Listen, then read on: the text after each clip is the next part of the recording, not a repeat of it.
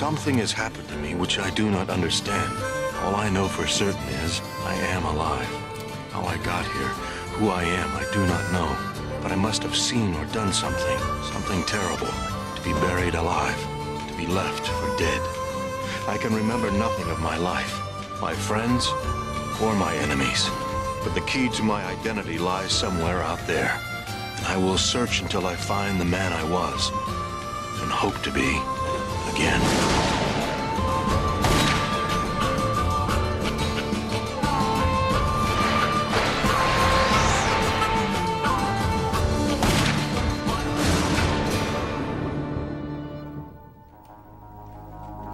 In the darkness, I remember light, swirling colors piercing my eyes like twin daggers. Then I awake, to find myself dappled with a different light. Ragged rays from the sun, lying flat on my back in some sort of covered wagon, traveling fast over rough terrain. Beyond that, I have not a clue. I do not know where I am, how I got here, or who in God's name is this strange little woman taking me on this journey. She will not speak, not so much as grunt at me. She just turns around from time to time to stare. I haven't the strength to even stare back. Within moments, I am asleep again. And awaken to find myself astride my own horse, riding. But to where? I do not even know what state of the Union I'm in. But yet I keep riding, exhausted. I feel literally as though I have not slept for weeks. It all becomes too much. I have to stop, to rest.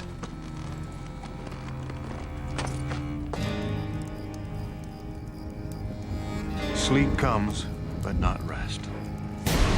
My unconscious mind is assaulted by images and faces I do not recognize. Events I don't ever remember happening.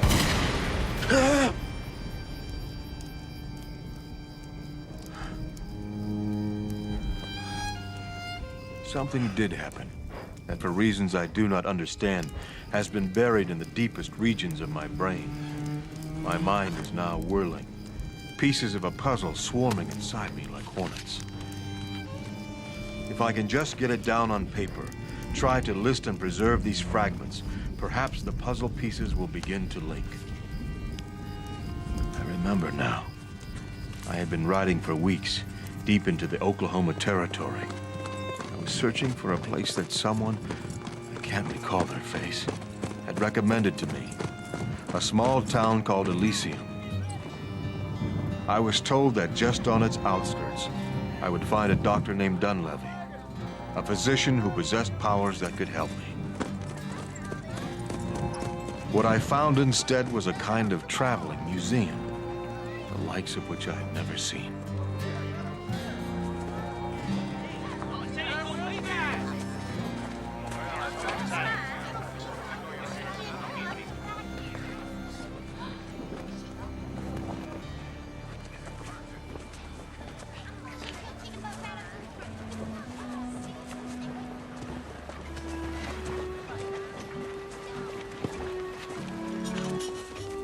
Trophies of California justice, the severed hand of infamous three-fingered Jack Garcia, and the head of the bandit Joaquin Murrieta, preserved and displayed as warning of the fate that awaits those who transgress the laws of our great nation. The authentic and eponymous dagger of Colonel James Bowie, American hero and last to fall at the Alamo. Eyewitnesses swear to the fact that, as the villain Santa Anna set to slash Bowie's throat with his very blade, the weapon suddenly split in twain, rather than pierce even an inch of its creator.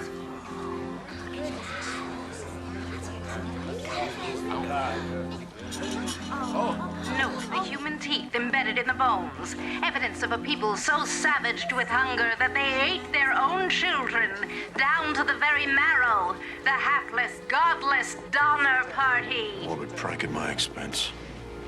There's nothing here that concerns me. But for the jewel of the Dunleavy collection, The Tartarus Wheel, miracle machine of modern medicine, panacea for all ailments of the mind, a curing device so powerful it even vanquished the demons of the madman Richard Lawrence, veiled assassin of Andrew Jackson. But thanks to Dr. Dunleavy and the Tartarus Wheel, he was freed of the shackles of dementia. Mr. Booth, what a pleasure. My pleasure. Booth. John Wilkes Booth.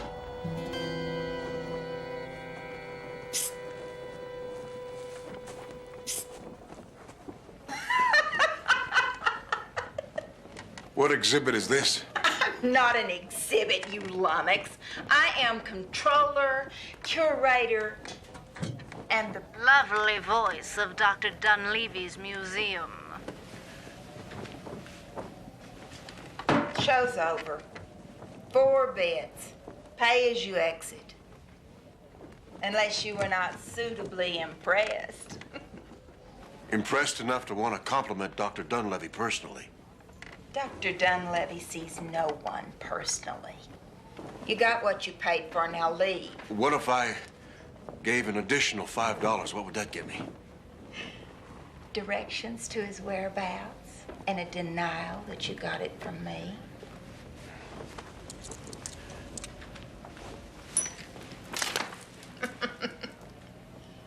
Tent next door.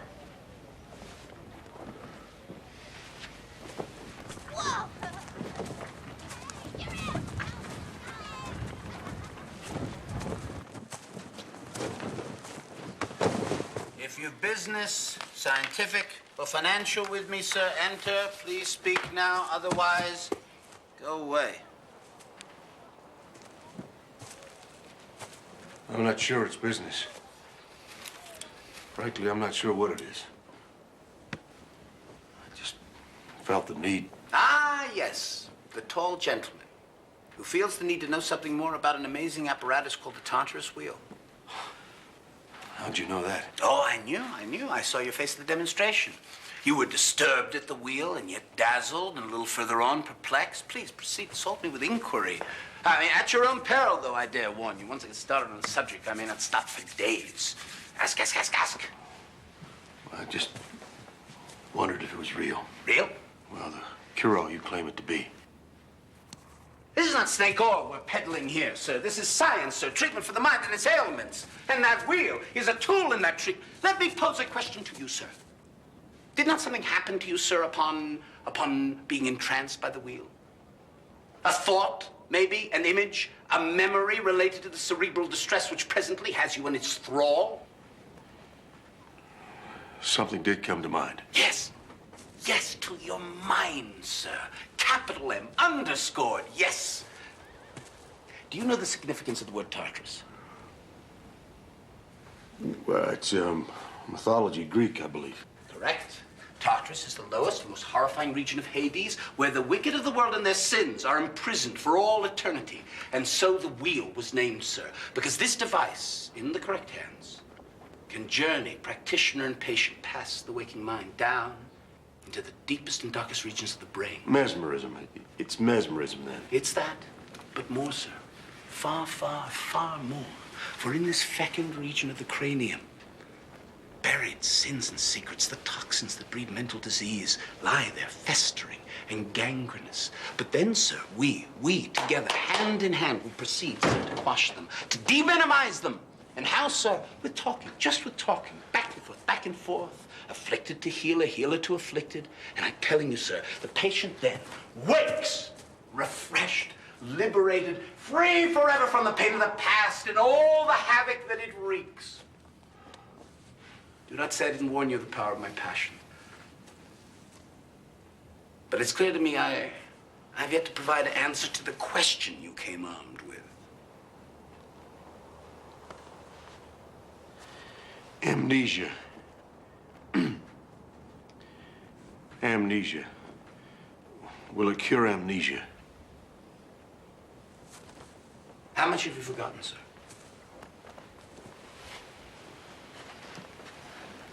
Everything.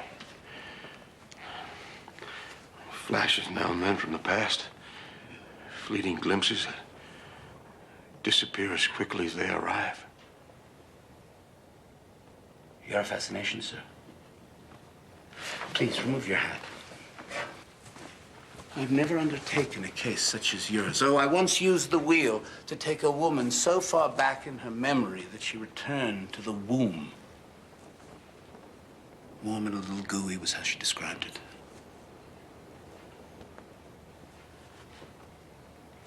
Yes, I see no reason the wheel shouldn't aid you. Are you game? Well, worth taking a chance. Before we proceed, though, I dare warn you, I'm not a philanthropic charity. The treatment for the condition, as you so describe it, will be both complicated and, I'm afraid, costly. $25 a session, can go no lower. I'll get the money, whatever the cost. Splendid, splendid, splendid. A professional relationship formed. Well, how soon shall we begin? Tonight, if you like? Following the museum's closing? Sooner the better. Wonderful. Lucius Ephraim Dunleavy, sir. Metaphysician. The name's Lazarus. Ah. It's the only name I got. For the moment. Only for the moment, sir.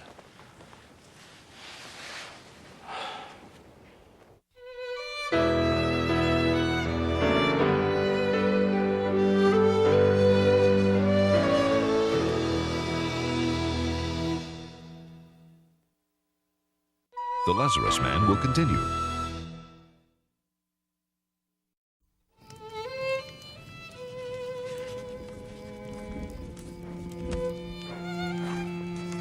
So desperate was I to receive Dr. Dunleavy's cure that the very same afternoon I sold my prized Henry rifle for $25.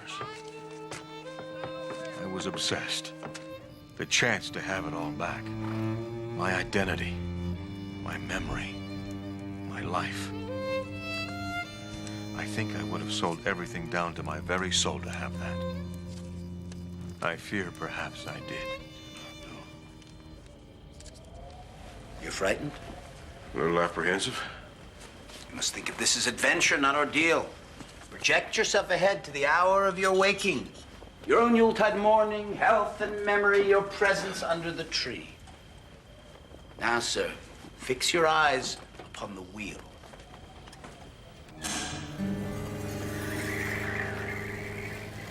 I remember the colors of the wheel spinning faster and faster. I could feel it actually penetrating my brain and making it spin too. Backwards, to another place, another time. I was no longer in Dunleavy's tent, but in the parlor of my home in Washington, D.C. What's wrong? What are you doing here? I wouldn't have come if it wasn't of the greatest urgency. What is it? In regard to our friend, Mr. Booth. Schwa. He's awake. He sees. He sees nothing but the past, madam, or I should say the past you've currently invented for him. But when he wakes up, will he believe these falsehoods as truth? That's the power of the wheel, madam. You could convince this man he had 3 heads if it would suit your mysterious purposes. I've paid you well to entice him here, to perform this task. That's the only purpose that should concern you. Concerns me is the subject's safety. Feel his pulse. Your words have made it gallop like a horse of fire. Let him gallop. There's more important life at stake here. My own. And time grows short. Continue now. Yes, dearest. You're Schwa, and I need you to help me, my love. Very soon some men will be here. Pinkerton agents. They will ask many questions about you and me and Mr. John Wilkes Booth. This is what you will remember. Bell invites me. Hear it not, Duncan, for it is a knell that summons thee to heaven or to hell. Seeing Booth on stage in Macbeth, you and I together. We were lovers, but we quarreled after the performance, sir. Remember that you stalked me like prey all the way back to the actors' dressing rooms. Well, what do we have here? Ecstasy is the only word on my lips now that our paths have crossed again. You know me, Mr. Booth? It was Baltimore, I believe. The particulars of the events elude me, but the memories of those eyes do not, nor have they ever, Miss Dewinter. The reasons for my presence here right now may not be what you think. There's a gentleman outside. Oh, I hope he knows his good fortune and the injury irreversible he's done my heart. Bring forth the lucky gentleman. Your Booth. I have that honor, yes, sir. Oh, the honor is mine, sir. To merely be in the presence of the greatest actor America will ever know. You've misread this fellow, my dear. He is an enchantment. Allow me to stake you both to dinner. You will remember he took us to Lucino's restaurant and the instant rapport that developed between Mr. Booth and yourself. As a man of wit in the world, you are nonpareil, sir.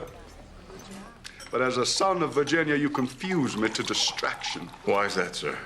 Why a man from that sovereign state will align himself with the army of the tyrant? I was schooled at West Point, sir. I swore an oath to faithfully serve my country to the death. I am familiar with others who have graduated from that institution who took the same oath. A general named Lee, a general named Stewart. Shall I continue the list? Those gentlemen chose to uphold a country other than mine. Virginia is your country, sir. I have prayed for one night when anything other than politics would be the topic of discussion. Perhaps you should find your way home, madam. Mr. Booth and I are not quite finished. No, madam, we are not. Well, I, sirs, am. You needn't tax yourself by rising. Is that too hot?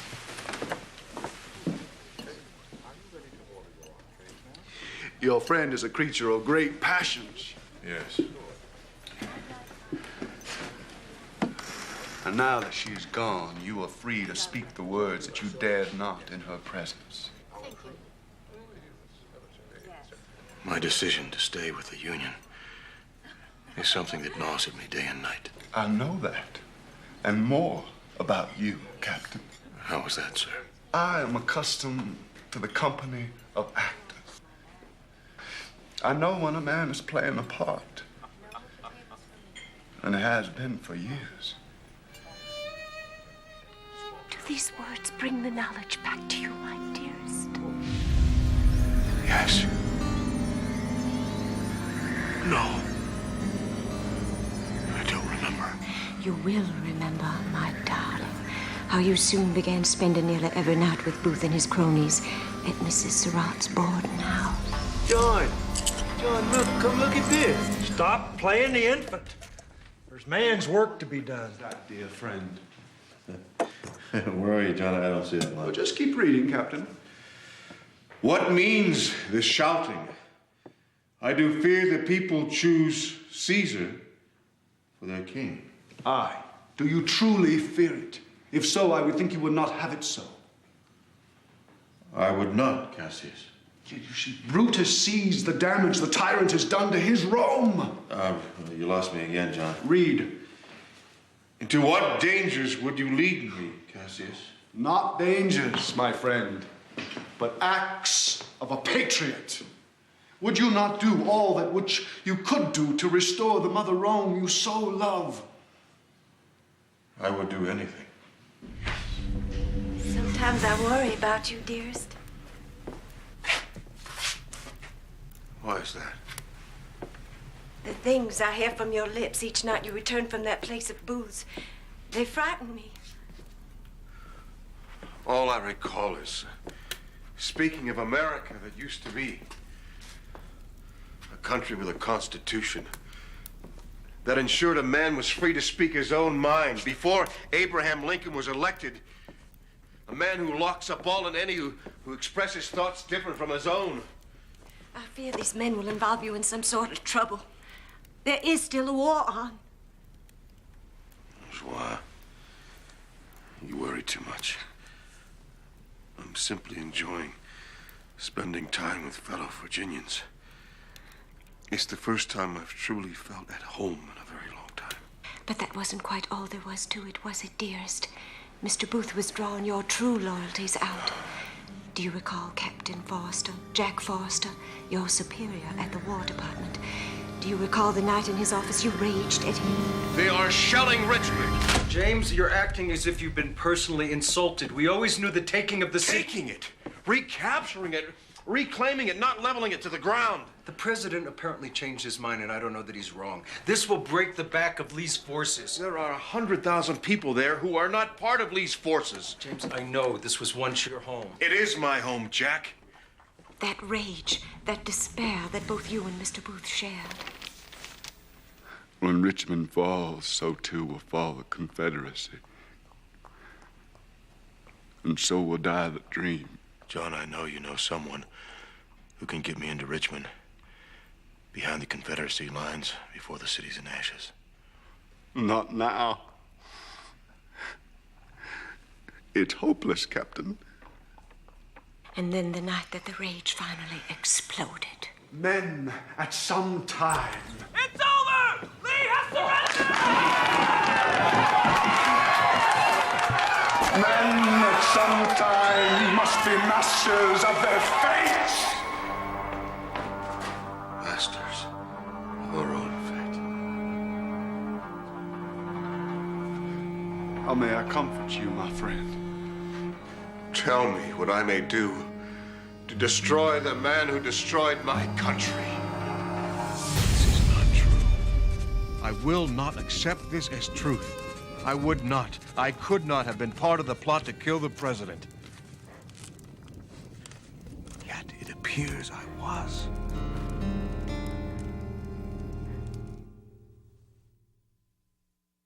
The Lazarus Man will continue.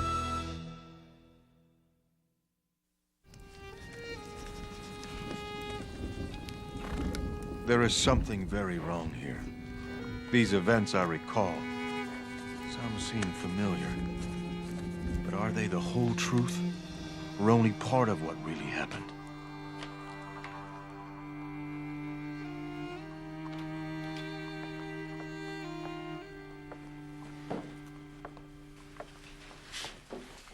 I haven't seen you in a week. I have work.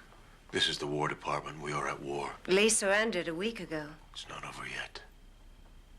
Not by a long shot. And when I saw the details of the map you were working on, strange, laid out like almost a military campaign, the targets circled, the homes of the Secretary of State, Vice President Johnson, and Mr. Lincoln himself. So confused was I that I made my way to the War Department, to the office of the man you always called by the nickname of Mars. Sir, I thought it prudent to speak to you. Perhaps it is nothing, but I thought you should know that a gentleman in your employment, a captain. I do not know all the details of what happened after that, James. All I recall is 2 days later when I heard news of the president's death. Do you remember how I cursed you to eternal damnation?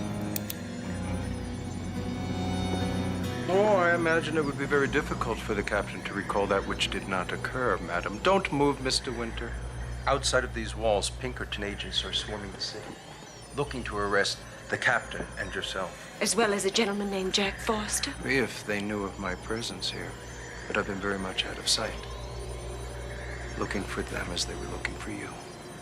Once they find this place, in a matter of minutes, I assume, and our friend tells his story, any interest in me will quickly vanish. I think that unlikely. Oh, I think it's very likely, madam. With the assistance of the good doctor here, the captain will recall the truth of his involvement with Booth and the assassination. Your version. Soon to be his version. Shall we begin, sir?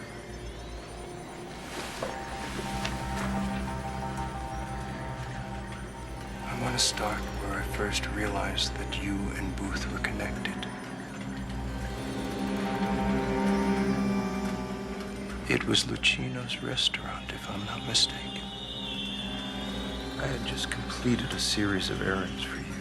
You remember, Captain, that you were my immediate superior in the War Department. And there I saw you with a man who was under active investigation for sedition against the government of the United States, talking and laughing together like old college chums. It utterly baffled me. Speak your mind, Jack. You always have. Well, it's just that I'm confused, sir. I saw you lunching today with the rebel Booth. And? And I wonder what you possibly could have been thinking. What if it had been someone else other than me who saw you there today? What if, God forbid, Morris had decided to lunch there? I wish it had been him and not you. He's the only man in the department who knows. Was the only man. May I be assured of your discretion, Mr. Forrestor? You insult me, Captain. Yes, I'm sorry, Jack. It's just that this is top secret. I've managed to bamboozle our Mr. Booth. He thinks me a Lincoln-hating Virginian. I've already gained entrance into Booth's band of fools. How long has this been going on? Quite some time. I'm sorry I haven't been able to share it with you. No, I understand, sir. It's an incredible coup. Your words felt odd to me, but I allowed myself to be convinced. You were my friend. Why would you lie to me? Hear it not, Duncan, for it is a knell that summons thee to heaven or to hell. And later that week, I saw something that further unnerved me. I know he saw, but did the old man know, feel like a dagger in his heart that those words were meant for him? For your sake, I hope he did, John. But for the sake of the mission, I certainly hope not. Oh, your dedication to both the cause and myself brings tears to these eyes, James. Oh, you are indeed my friend, and to that of the Confederacy, Captain. I certainly am, John. And I always will. I confronted you immediately outside the theater. So, am I the subject of some unofficial investigation, Jack? No, sir. I just happened to be at the theater tonight. What again is it you heard? It's not so much what I heard, it's what I saw. I saw a man who fully intends to assassinate the President of the United States. Booth is nothing more than a blowhard. A half-addled one at that, and his gang is comprised of literally idiots. If something were in the wind, I would have heard of it. What if you didn't? What if they were up to something that they were keeping from you? In that unlikely event, there's still one impenetrable wall such persons could never get through. That being? That being you, Jack. The President's own personal bodyguard. There was still something unsettling me, and the next day, while meeting with Mars, I could hold my tongue no longer. It's just that I was worried about the President's trip to Ford's Theater tonight, sir. Ford's Theater is Booth's stomping ground, and if anything were to happen, it would probably happen there. Have you shared your suspicions with the captain? Yes. Yes, I have many times regarding Booth. Well, if anyone would know of anything to be worried about, it would be he. Yes. Yes, of course, and he has that relationship with Booth. What relationship? You told me that Mars knew. You assured me of your discretion in this matter. You told me that he already knew, that you had taken me into his confidence. You did what? That you informed me of your operation involving Booth. Insubordination. There can be no graver crime. Mr. Forrestor, you are hereby relieved of all duties until further notice. Fine, I will resign if that's your desire. But not until tomorrow. For tonight, I'll still be attending to the President. Did you not hear me? You are no longer the President's guard. You are not so much as to go near that theater tonight. And you remember, Judas, what happened next? A cowardly ambush rendering me helpless to get to Ford's Theater. Until it was too late. The deed had been done. And I could have prevented it all if I hadn't been betrayed. Ah!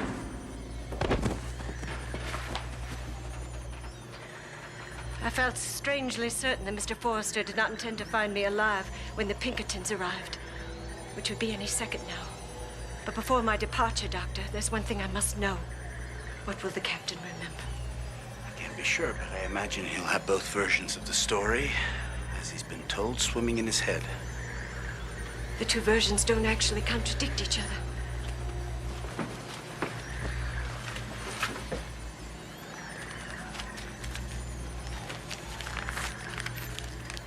Yours. I was never here.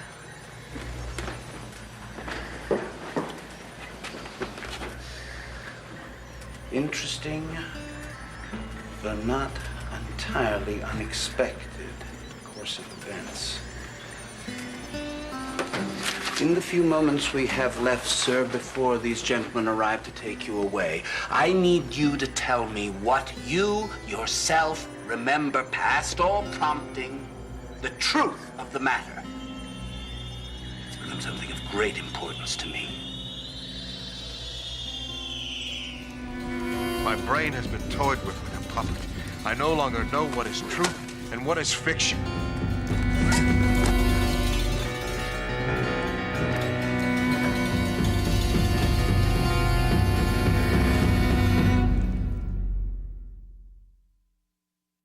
The Lazarus Man will continue.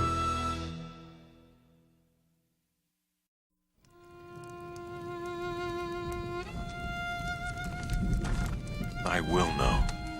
I will remember the truth. Yes. Yes, it was not in the theater, but in one of Washington's most infamous brothels where I first met Booth. I had been planning this accidental meeting for months. Miss Joie, Dewinter, an unknowing part in the scheme. It's just plain good manners, sir. I got to call you something at the point you pique my passion. James, I'm sorry I'm a bit distracted.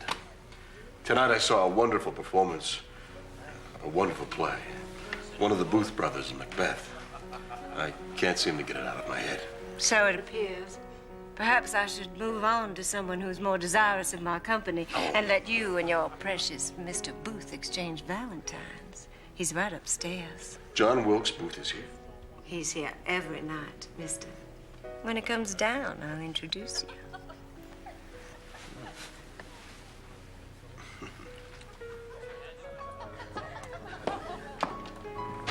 Mr. Booth, what a pleasure. My pleasure, sir. My dear friend, Miss Dewinter, tells me that you have something of great import to impart to me. Of great import, I cannot say. I merely wish to provide you with my compliments. Tonight, I saw the role of Macbeth played with a magic that will never be equaled. Ah, and here I was upstairs drowning my sorrows in flesh. And I had thought that tonight's performance was one of my weaker efforts. You are a comfort. Your name, sir, and we shall be fast friends. Dining with Booth and his band of misfits that very night at Lucchino's restaurant, flattering his actor's vanity at every opportunity, using every device I knew to gain his confidence and trust. The old man was there tonight. Oh, I directed the Thane's Fiat of Doom right at the big vulgar monkey. You know, I could tell it hit him right in his shimmying heart. A dagger, John? Yes, I saw it in his face. Oh, baboon. You weren't even there.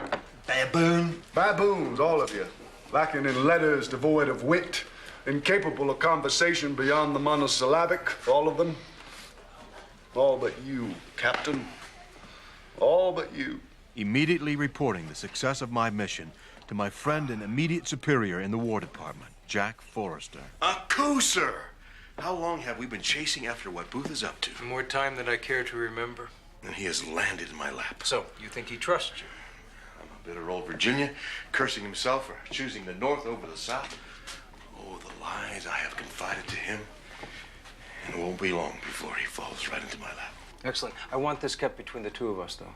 I want Booth very badly, but I don't want him lost because of loose lips in the War Department.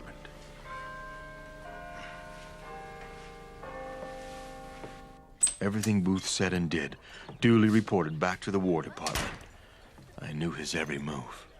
Would you excuse me a nonce, Senator Wade? Well, certainly, Mr. Booth. Thank you. But was confused by a strange, intimate relationship with one of the most distinguished senators in Congress, Benjamin Wade. Thank you for coming so quickly. Anytime, for any reason, you know that, John. Is that the senator from Ohio you're having dinner with? Yes. I'm acquiring the most diverse friendships these days. Even the radical wing of Lincoln's own party despise the despot. Yes. We need a plan. Something the five of us can carry out so that Jeff Davis and company embrace us as prodigals. I'll work on it. I put Booth to bed for the night, searched for Senator Wade, and followed him. I found myself in one of the Senate cloakrooms. His policies regarding Reconstruction should be totally repudiated. It's a soft little slap from a panty waist. They've nearly 500,000 dead, Ben. How much more punishment? It will never be enough. They deserve no mercy. The rebel states should be considered spoils of war, all property public and private confiscated, and you know I don't stand alone. What benefit is reaped by destroying the South? We profit more by standing behind the president's plan. Help them rebuild agriculture and industry. Let the old man concern himself with more pressing matters like finding the money to pay his wife's dress bill. Enough! Like it or not, we stand in a minority. We cannot hope to change the entire Senate's mind. It's the president's mind that needs changing. It's the presidency!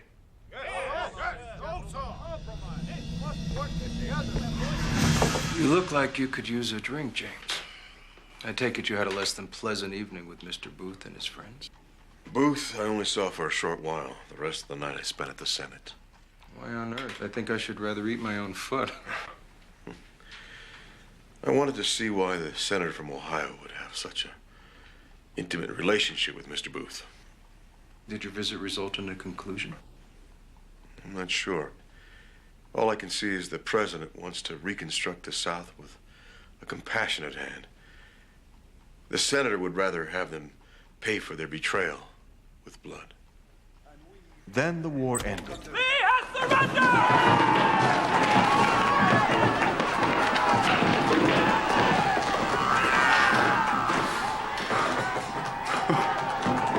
Celebrate. You imbeciles! Masters of our own fate. Masters of our own fate. How may I comfort you, my friend? Tell me how I can destroy the man who destroyed my country. You really think that Booth and his ragtag cronies are capable of such a thing?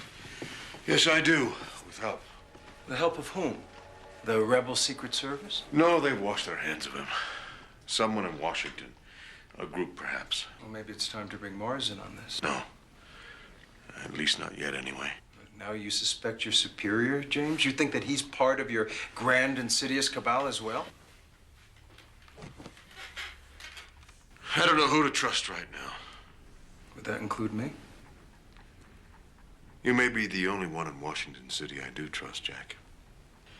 And Booth turned more strange than I'd ever seen. John? John, where have you been? I've been looking everywhere. There will be no more plans of abduction or children's games. Why? What's happened? I don't care what happens to me, only for the future of my country. I pray that people will know that that was in my heart, and that alone. John, look at me. Look at me. Tell me what you're thinking. What are you planning to do? We're planning nothing, Captain. And you may communicate that fact to your fellow Judases at the War Department as well. And so I went to the only man I felt would listen to what I had to say and accept it as truth. It's just that I'm worried about the president's planned trip to the Ford Theater this evening. That's Booth's stomping ground. If anything were to happen involving Booth, it would most likely take place there. Have you shared your suspicions with Captain Forrestor? Yes, sir, I have, many times. Well, if anyone would know if there's something to worry about, it would be he. Yes, I suppose he would. In that unlikely event of a problem occurring tonight, there's still an impenetrable wall that persons like Booth could never surmount. That is? That is you, sir. The president's personal bodyguard. But then what, sir? Do you recall Telltale? For that's the crux.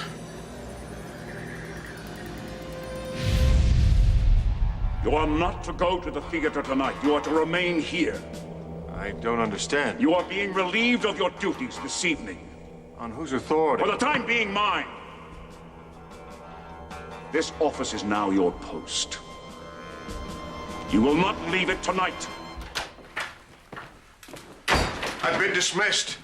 I'm no longer the president's bodyguard. On what grounds? Insubordination. I am going to the theater regardless. That would be insubordination. Then let them court-martial me, Jack. I am going to the theater. Something is going to happen there. I fear you're right, James.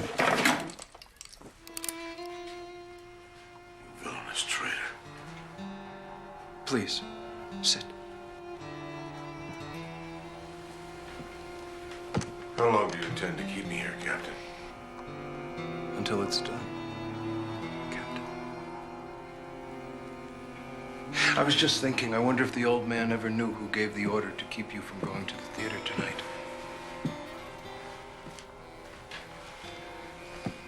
I suppose Lucifer will just have to tell him.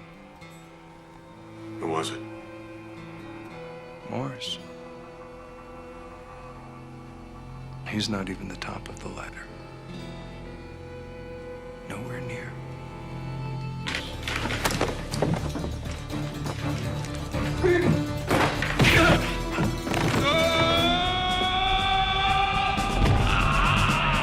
Jack Forrestor delaying me long enough at the War Department that by the time I got to Ford's Theater, it was too late. All too late. He shot the president! Doctor, the Pinkerton agents are headed this way. Ready your wagon, madam. Mr. Lazarus deserves his freedom. Take this man on a horse and go as far west as you can in 3 hours. By that time, he should be back to relative consciousness and health. Go, madam, now! It appears, sir, that you know the truth. All of it. I wish I could let you keep it. But the wheel giveth, it taketh away. Fix your eyes on the device one last time. You shall forever remember nothing of what has been revealed tonight. My sincerest apologies, sir. Then all was darkness. And I awoke to find myself lying in the rear of a covered wagon, not knowing where I was, where I had been, or what had happened, until light. The bright and ragged rays of the morning sun came searing down into my eyes like a Tartarus Wheel. And a jumble of faces and images and events began returning to me. I remember everything now, Doctor. All of it. Including the role you played. Be assured, Captain, that this booth is no real threat. Is that not correct? I thoroughly examined the man. This Booth is an egotist. An actor, merely playing a role. The Viper's nest of traitors and assassins far larger, far higher reaching than I could have ever imagined in my wildest dreams. A terror beginning to creep through me that the killing of the president was just one small part of the plan of this treasonous cabal. But a new sense of mission beginning to grow inside me, too. To no longer run from these villains, no matter their number. To instead confront them head on. I don't know how it will be accomplished, but I will take back my country.